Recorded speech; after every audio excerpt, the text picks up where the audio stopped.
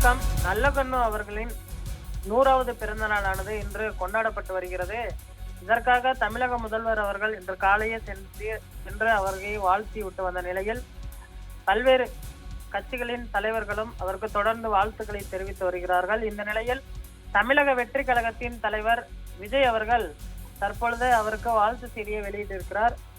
அரசியலை தங்கள் அடையாளமாக ஆக்கி கொண்டவர்கள் மத்தியில் அரசியலுக்கே ஒரு தனித்த பெரும் அடையாளமாக திகழ்பவர் நல்லகண்ணு அவர்கள்.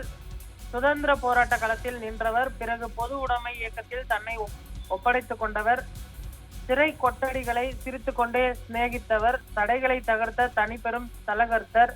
சாதிய வன்மத்திற்கு எதிராக களமாடியவர் மட்டுமன்று, வாழ்ந்து காட்டியவர்.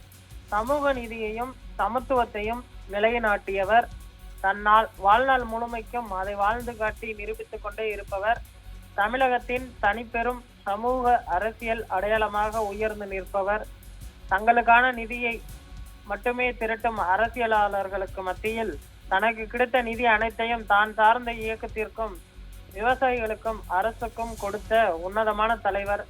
தலைவனாக வருவது முக்கியமன்றி தலைவனாக வாழ்ந்து காட்டுவதே முக்கியம் என்ற இலக்கணத்திற்கு இன்று வரை ஒரே உதாரணமாக திகழக்கூடிய நேர்மையின் ஊற்றுக்கண்ணான நல்லகண்ணு அவரே நம் தலைமுறைக்கான நேர்மையான அரசியல் பாதையை பாடமாகவும் திகழ்பவர்.